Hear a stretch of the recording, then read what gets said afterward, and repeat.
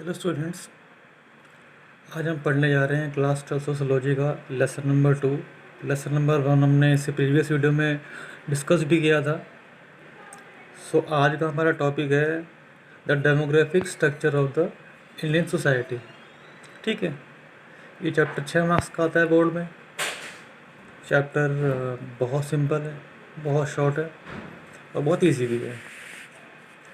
तो इस चैप्टर में हम बेसिकली कवर करने वाले हैं मेनली दो टॉपिक्स। डैट इज़ हमारा एक तो पहला जो हमारा टॉपिक्स में रहेगा concepts and theories of demography, and second is rural urban linkages and divisions. तो सबसे पहले मैं आपको बताऊंगा कि डेमोग्राफी होता क्या है, कंसेप्ट क्या है इसका मीनिंग क्या है। तो ये देखिए आप, डेमोग्राफी होता क्या है इन सिंपल लैंग्वेज अगर मैं कहूँ, it is the study of population. क्या कहा मैंने? Study of population. Population in what? In an area, ठीक है, इन अ कंट्री, कहीं भी। तो यहाँ पे इसने कहा भी है, it is systematic study of the population of a country, area, community. ठीक है, तो जनसंख्या को गिनना, काउंट करना, ठीक है, स्टडी ऑफ पॉपुलेशन, कितना बर्थ रेट है, कितना डेथ रेट है, तो उन सबको जानना, इसको हम बोलते हैं डेमोग्राफी। अब डेमोग्राफी जो वर्ड है वो बेसिकली जो बना है वो ग्रीक जो भाषा है, ग्रीक लैंग्वेज, वहाँ से आया है। तो ग्रीक के इसके दो वर्ड्स हो गए, एक तो डेमोस हो गया, एक ग्राफिन हो गया। Demos plus graphene, it makes what? It makes demography. ठीक है, डेमोस का मतलब होता है people. Demos means people, and graphene means study. ठीक है, तो इसका मतलब क्या हो गया? इसका मतलब हो गया कि demography means study of people. एक तो ये हो गया, और ये बहुत बार आता है बोर्ड में, वेरी शॉर्ट में, बहुत बार आ भी चुका है ये। उसके बाद मैं आपको बताऊंगा कि what are the basic two types of demography. दो मेन टाइप होते हैं उसके, डेमोग्राफी के। जब एक बार आपको क्लियर हो गया कि भाई डेमोग्राफी वर्ड ये होता है, स्टडी ऑफ पॉपुलेशन होता है, उसके बाद हम इस पे आ जाएंगे, इसके टाइप्स पे। इसके दो टाइप्स होते हैं, formal demography and social demography.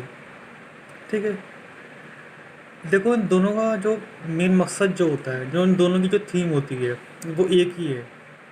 ठीक है, दोनों का संबंध होता है, दोनों का रिलेशन जो होता है विद पॉपुलेशन ही होता है। बट दोनों में फ़र्क क्या है? पहले आप इस पर आ जाइए। इसी से साफ साफ कह रहा है कि statistical analysis of the population. भाई कितने नंबर ऑफ़ यूथ्स हैं, कितने वर्किंग पॉपुलेशंस हैं, कितने मेल्स हैं, कितने फीमेल्स हैं, ठीक है, कितने गांव में रह रहे हैं, कितने शहर में रह रहे हैं, उसके जो क्वांटिटेटिव डाटा है, यानी कि जो नंबर्स हैं, न्यूमरिकल्स हैं, उसको फाइंड आउट करना।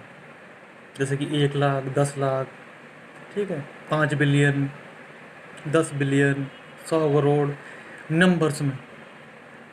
सोशल पे आ जाओगा। सोशल में क्या होता है? जैसे बर्थ रेट, डेथ रेट कह रहा है, और माइग्रेशन जो उसमें कह रहा है कि इनके क्या कॉजेज़ हैं।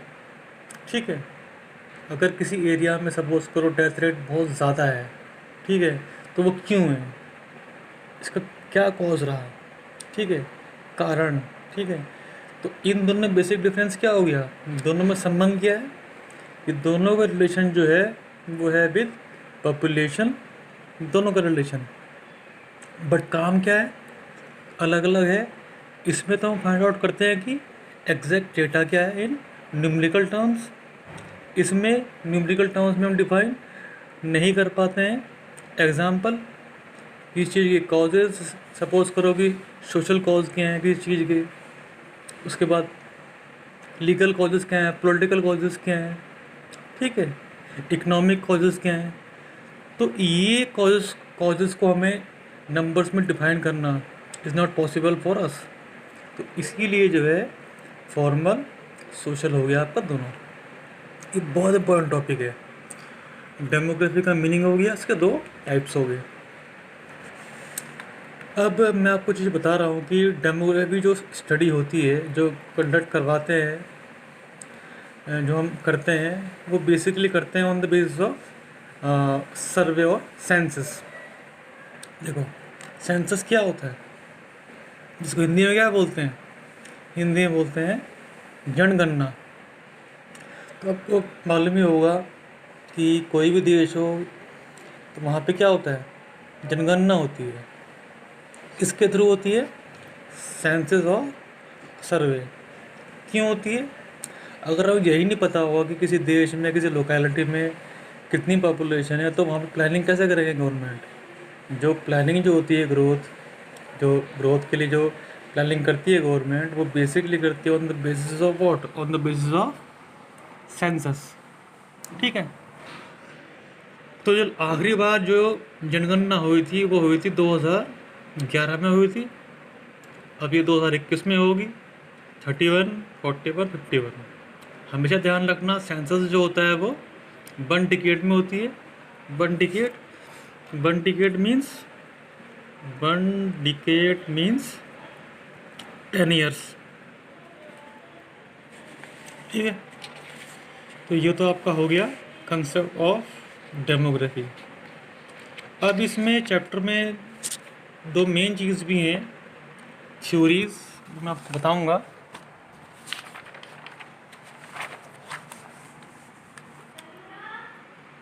ये देयर आर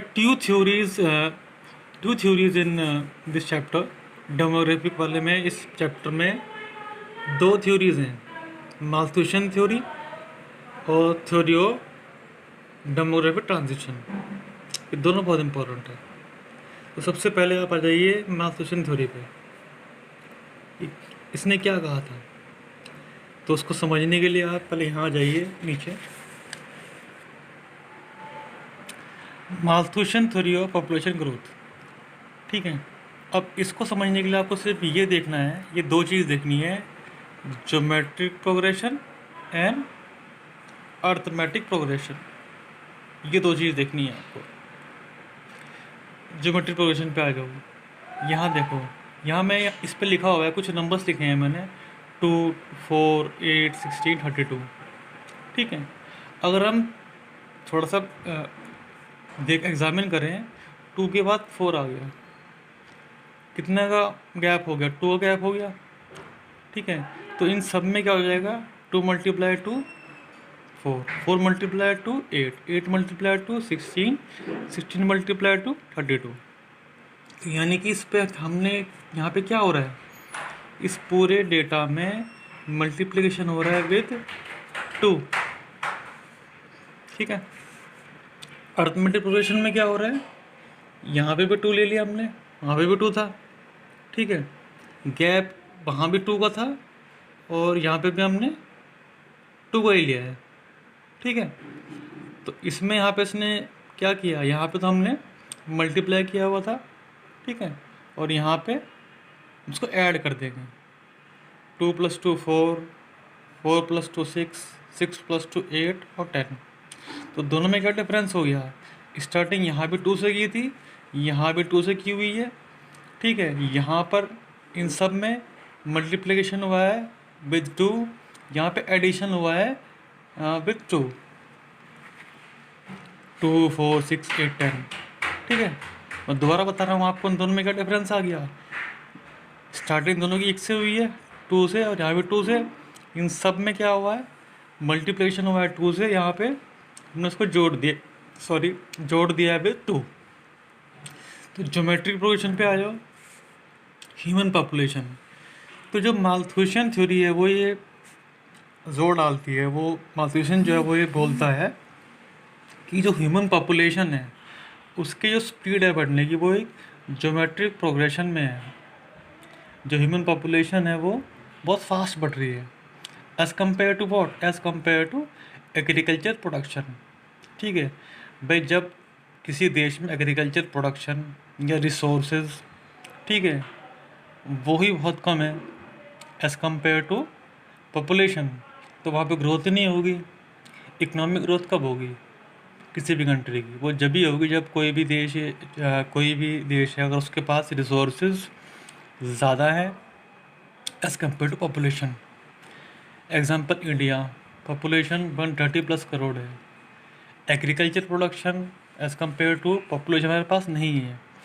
तो जितने भी देश जो हैं गरीबी रेखा में हैं या उनके हालात काफ़ी बुरे हैं, हमेशा वहाँ पे क्या होगा, ह्यूमन पॉपुलेशन जो होगी वो ज्योमेट्रिक प्रोग्रेशन में होगी, ठीक है, फास्ट, उसकी ग्रोथ फास्ट होगी, और एग्रीकल्चर प्रोडक्शन जो होगा वो उसकी प्रोग्रेस बहुत स्लो होगी। तो हमें क्या करना पड़ेगा, इकोनॉमिक ग्रोथ अगर हमें रखनी है तो जियोमेट्रिक प्रोग्रेशन हमें करना पड़ेगा प्रोडक्शन का, जो हमारे रिसोर्सेज जो होते हैं, ठीक है, और अर्थमेटिक प्रोग्रेशन आना चाहिए पॉपुलेशन में, उल्टा करना पड़ेगा हमें, ठीक है।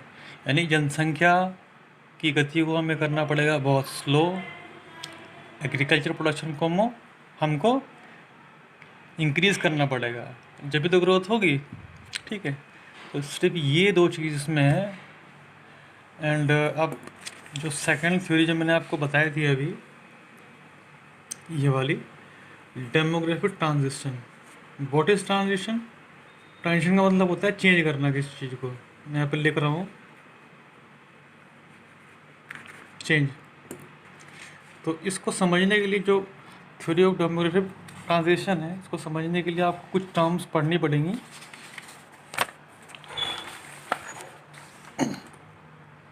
ये कुछ टर्म्स हैं, अगर आपको ये सारे टर्म्स समझ में आ गई तो इन सब को प्लस करने, इन सब को जोड़ के, ठीक है, summation of all this points, ये आपका क्या बन जाएगा, थ्योरी ऑफ डेमोग्राफिक ट्रांजिशन आपका ये बन जाएगा।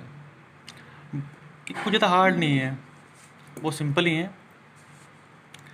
बर्थ रेट क्या होता है, किसी भी एरिया में कितने बर्थ हुए हैं, ठीक है। डेथ रेट, कितनी मृत्यु हुई है।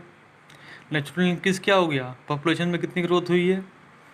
इससे क्या होता है, कितनी बर्थ रेट है, कितनी डेथ रेट है, यानी कि birth rate minus death rate. 3 चीज़ हो गई, तो कोई इतना हार्ड नहीं है, ये सिंपल सा ही है। Third point is replacement level. ये देख लीजिए, present generation replaces the previous old generation. तो रिप्लेसमेंट लेवल का मतलब क्या होता है, सपोज करो कि जो हमारे पहले जो मेरे फादर हैं, मदर हैं, ठीक है, ग्रैंडफादर, ग्रैंड मदर, जो पहले की जनरेशन है, ठीक है, वो तो है ही है। फिर नई जनरेशन नहीं है, ठीक है, वो उसको चेंज कर देगी। मैं यहाँ पर लिख रहा हूँ, एक तो हो गया आपके भाई ओल्ड जनरेशन, ये कौन हो गए, हमारे मम्मी डैडी, बाबा दादा दादी, ठीक। प्रेजेंट जनरेशन कौन है, जो हम लोग हैं। अगर मैं अपनी बात करूं, मेरे फादर मदर तो उसमें आ जाएंगे, जब मम्मी डैडी मेरे यहाँ आ जाएंगे ओल्ड जनरेशन में। प्रेजेंट में मैं खुद हूँ, मैं, मेरी वाइफ, मेरे बच्चे हैं। तो व्हाट इज़ रिप्लेसमेंट लेवल, ठीक है। जो प्रेजेंट जनरेशन है ये क्या करेंगे, रिप्लेस करेंगे ओल्ड को, ये नहीं करेंगे रिप्लेस, क्योंकि ये तो पहले टाइम के हैं। रिप्लेस हमेशा करते हैं प्रेजेंट ओल्ड को। ज़ीरो लेवल पे आ जाओ। अब ज़ीरो लेवल क्या होता है, ठीक यही है ये, ठीक है। ये तीनों पॉइंट इसी के ऊपर बेस हैं, पॉइंट नंबर 4, 5, 6 इसके ऊपर ही बेस है, ठीक है। 5 में क्या होगा, सपोज़ करो ओल्ड जनरेशन में हमारे घर में हम लोग 4 मेंबर्स हैं, मेरी जो है मम्मी डैडी, ठीक है, या चाचा, जो भी हैं 4 थे ओल्ड में। प्रेजेंट में भी हम लोग 4 ही हैं, ठीक है। तो यहाँ पे आपने क्या देखा, ओल्ड में भी हम लोग 4 थे और प्रेजेंट में भी हम लोग 4 हैं। So 4 - 4 equals to 0, that is known as zero level. जब कोई ग्रोथ नहीं होगी, कोई कमी नहीं होगी, नेगेटिव लेवल पे आप आ जाओ। ठीक है, इसमें क्या हो जाएगा, नेगेटिव लेवल में जो प्रेजेंट जनरेशन है, सपोज करो आप यहीं पे आप ले लो, यहाँ पे एग्जांपल मैं दिया था 4 का, तो यहाँ पे 0 में हमने क्या किया था, 4 रिप्लेस कर रहे थे 4 को, तो 4 माइनस 4 0। यहाँ पे क्या हो जाएगा, सपोज करो अगर 4 की जगह यहाँ पे 2 लिख दें हम, तो ओल्ड जनरेशन में कितने थे, 4 थे, रिप्लेस कितने कर रहे हैं, 2 कर रहे हैं, तो यहाँ पे क्या आ जाएगा, 2 कम हो रहे हैं, तो ये आ जाएगा नेगेटिव में। इसमें दिया नहीं हुआ वैसे तो, पर आप इसमें एक और पॉइंट बन जाएगा नेगेटिव के बाद में, वो आपको बन जाएगा पॉजिटिव लेवल। ठीक है, बुक में दिया नहीं हुआ वैसे तो,